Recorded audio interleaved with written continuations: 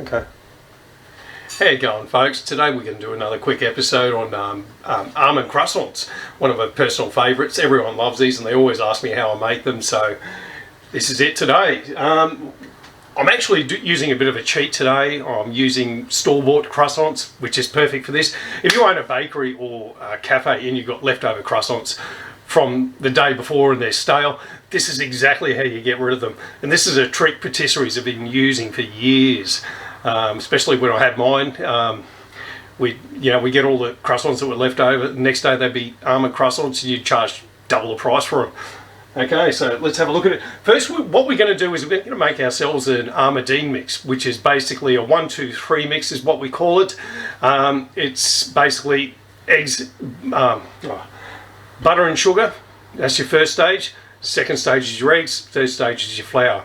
I'm going to put a little bit of baking powder with that, and I'm going to flash the recipe up on the screen. Okay, so we're going to make our Almond mix up first, okay?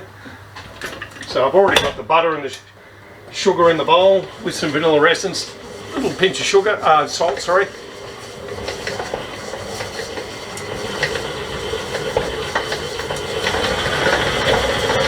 What you're looking at is getting your butter at your butter always works better at room temp, well, depending on the application, I guess. If you're folding croissants, you want it really cold, but this sort of thing, you want your butter at room temp. So leave it out for a bit before you do this, and just use the beater on your mixer. Okay, so that's starting to come to.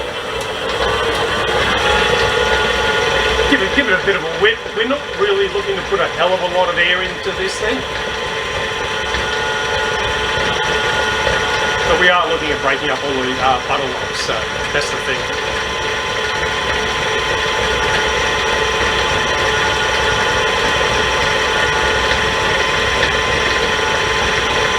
Okay, that should probably just about do it. Now I'm going to just chuck the eggs in. And I'm going to give it a little bit of a mix just on first gear there, just to incorporate it. Get all that butter off the sides.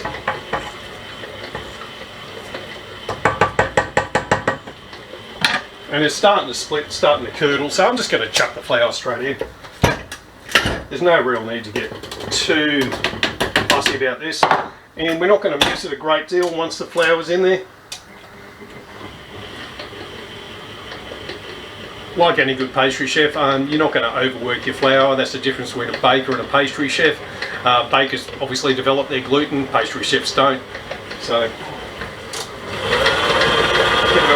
it a whisk, make sure it's combined, and then that's it. That's your 1, 2, 3 Almond mix, okay? Right, so take that off.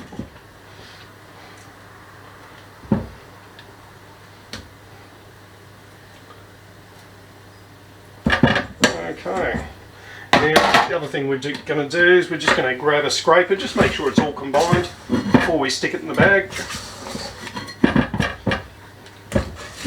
There we go, that's looking pretty good. There we go. Alright.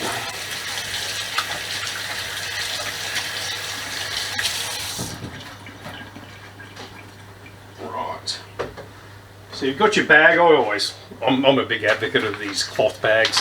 I never use the rarely ever do I use a plastic bag.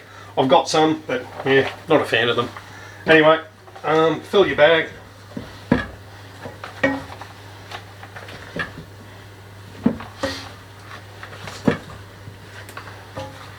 Okay, once you've done that, you can prime it. There we go. Nothing but Almond mix, right, beautiful. Leave it there. So, like I said, I bought some croissants from the store. They claim to be all butter croissants, which is a bonus, you know, if you can get them. Okay, so earlier I've made myself a sugar syrup. Now it's basically 50% sugar, 50% water. Bring it to the boil, let it cool down. Yeah, that's it, literally. So what you're going to do is you're going to cut your croissants in half like that, top and bottom, and then you're going to give them a really good soak in the sugar syrup. Just let them soak. Shake off a bit of that syrup at the end. Dip them in there. Squeeze a bit of syrup out. Just continue that till you've done all of them. Look at that. They're beautiful. Some people brush this on, but me, I'm I like the sugar. Some people say it's too sweet, but you know what? You can never be too sweet. Alright.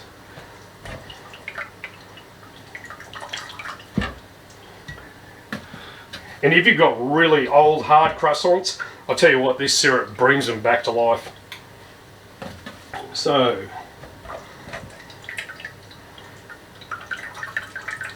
a lot of patisserie owners probably be hating me by about now.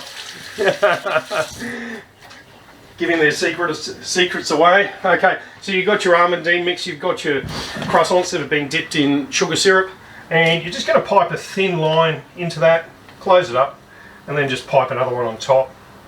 Just repeat the process. Okay, in the middle and on top.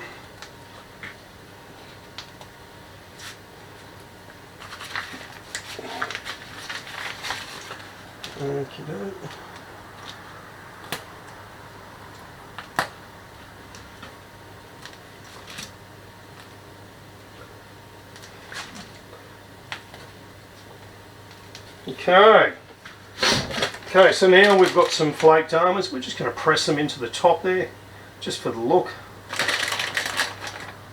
And when we bake these, we're going to bake them low and slow. I've got a fan forced oven, so I'm going to leave it on about 160, which in actual effect is about 180 in a regular oven. Okay, so put those almonds in, poke them right in there.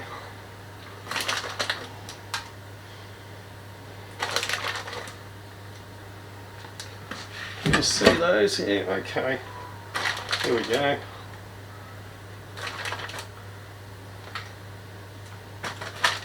At the end of it, you should end up with a tray of almond croissants that look somewhere like that before you shove it in the oven. Now, we're going to go in the oven, like I said, on 160, and they're probably going to be in there for about 20 minutes or so. You're going to know when they're done, basically. Yeah, all right. I'll be back when they're done, and I'll show you how to finish these up. Okay.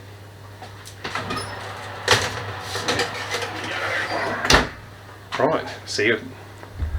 How are we going today, folks? We're back, and the almond croissants have been in the oven for about 20 to 30 minutes, sort of low and slow. I want to make sure that the almondine mix is all the way baked out. Don't worry, you're not going to dry these out, not with the amount of sugar syrup that's in these things. Okay, so next thing you want to do, once they're cool, just want to get some icing sugar and just do that over the top of them. There you go, give them that really nice sweet look. Okay, so if you like that one, folks, hit the like button. Yeah, there you go, almond croissants. That's a really good staple of any patisserie. Okay, back with another episode sometime in the future. See ya.